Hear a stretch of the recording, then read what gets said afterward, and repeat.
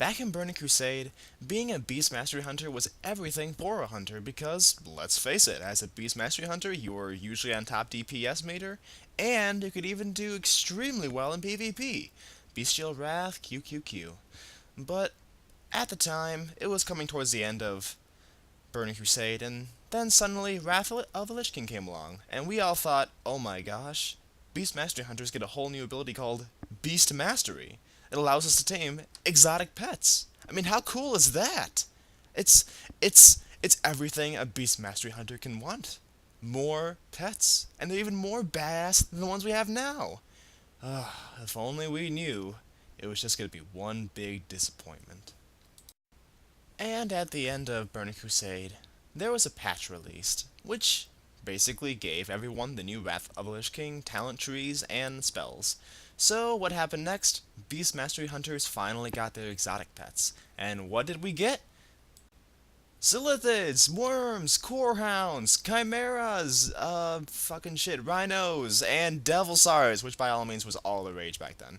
But there was one pet that we had no idea what it was or what it even could do, and that was the Spirit Beast. The Spirit Beast had all of our heads scratching, and made everybody a bit confused. What exactly is a Spirit Beast? Have we seen it before and just don't know where it's located?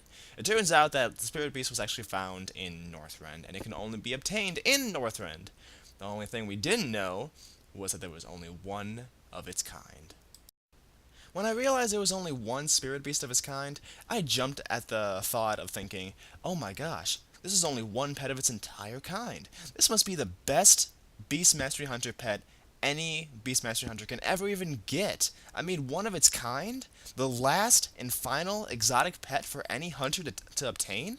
This is incredible. This must be the best pet in-game. If only I knew then what I knew now, that I'd just be in another pool of disappointment. Eventually I found out that the Spirit Beast was named Loknahak, and it was located in Shelazar Basin. Yes, Shelazar Basin. I had many fun experiences going through this place, but if I had to describe the experience, I'd probably say it's something like Shudder at history's most ferocious killer, Tyrannosaurus Rex. The battle of the great Stegosauri. Huge carnivorous man-eating plants. The incredible water monster, Elasmosaurus. We'll never get out of here, Alan. Never, never, never. Stop it, do you hear me? Stop it. This doesn't sound like you. We're not lit yet. Yeah, that about sums it up. But in Shelazar Basin there were many other things, such as 3 rare elites. One known as Atona, the other one was known as King Crush, and the final big bad Mamajama was Loknahak. That's right, Loknahak. And Loknahak was, without a doubt, the first Spirit Beast ever created by Blizzard. So everybody wanted to get him, and yes, I do stress that word, first. You know where this is going. So with Loknahak being the ultimate badass, I mean, look at this guy. Look at this guy. He looks awesome. But with such a badass, it's gotta have a flaw. What's his flaw? Well, gee, where do I begin? This guy's attack is just a joke. I mean, it was a joke back then, and it was something to laugh at if you actually had him. So, if you actually had him, congratulations, you wasted all that time camping him just to get a cool-looking pet. I mean, you can never actually raid with this guy because its damage was so low. Not only that, but since you're a Beast Mastery Hunter, your damage is already low. So this was just a big joke. A big, sick joke. Not only that, but he had 7 different spawning locations, so if you can spawn in one spot all you want, but if you miss this spot, guess what? It's gonna end up going south, and that's something you don't want to happen. So how does Blizzard fix this problem? They don't fix it. They just make a new Spirit Beast. And yeah, guess what this guy's name is? Gondria. Yeah, Gondria. If I don't know about you, but that sounds a lot like gonorrhea. And I'm not the only one on my server to have recognized this. However, there were a few benefits with getting Gondria. So, let me just tell you a few of them. First things first, This kitty was actually recognized as the spectral tiger, but in a purple spirit beast form. So it was pretty cool, you know. I guess if you wanted to have a spectral tiger kitty, it was cool to have. Not only that, but he was actually a lot easier to find because he wasn't in Charizard Basin with three, or should I say two other rare elites, you know, having the same spawn timer. So this guy was all on his own spawn timer in Zoldrak, with one less spawning location, but closer spawning locations than the ones in Charizard Basin that are basically all over the place. So, finding this guy was actually a lot easier if you wanted to get a Spirit Beast and happen to enjoy the Spectral Tiger.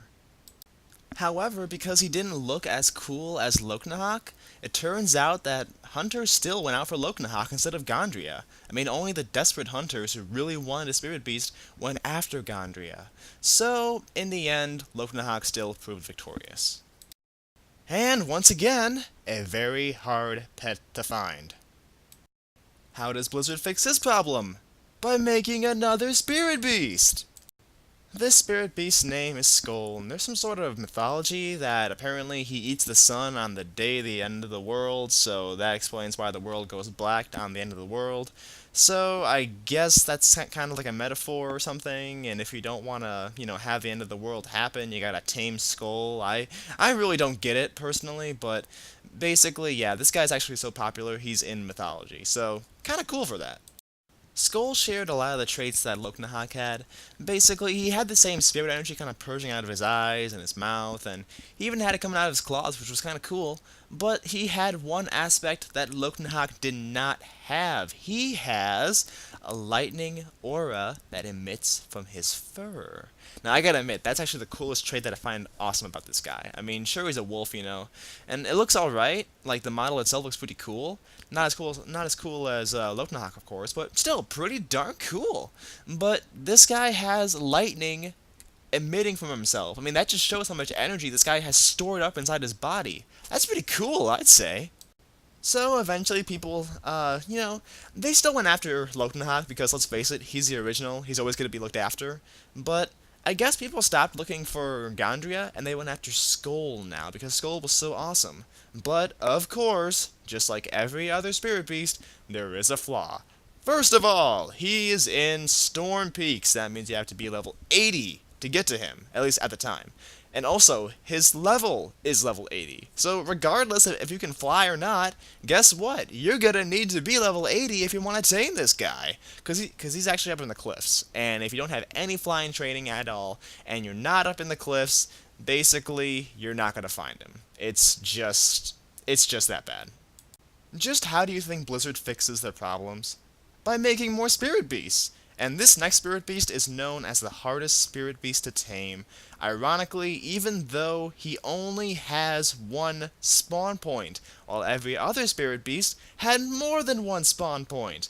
This guy's name is Arcturus. He is the one and only Spectral Bear. Skull is the one and only Spectral Wolf, at least he was at the time. And then came the Spectral Bear. But what exactly is it that makes this pet so hard to find? It's because his only spawn point in the history of World of Warcraft is right in front of a freaking Alliance base. That's right in front of the Alliance base camp in Grizzly Hills. So that means either the Alliance is blind, stupid, or just not paying any attention. They're not going to see it. But most likely, they are going to see it. And you know what happens next? They kill it for an achievement, they kill it for gold, they kill it for loot, and then where is your Spirit Beast? It's not there. It's just not there. I will admit this, though, what's kind of cool about Arcturus is that he shares the same spectral field as Gondria. However, Arcturus was the last and final Spirit Beast introduced during Wrath of the Lich King.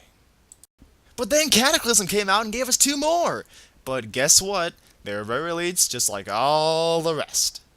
The first Spirit Beast is Ghostcrawler. No, not that Ghostcrawler. This Ghostcrawler! And yeah, I get it. He's a ghost crawler. He's a ghost crab. I get it. Oh, even Ghostcrawler's image on the forums is a crab. Oh, that's a knee slapper right there. That's such a hilarious joke. It's a cruel joke. Why would you have a spirit beast that's a crab? You had a wolf, right? Roar. You had a tiger. Meow. You had a bear. Roar. And then you get a crab?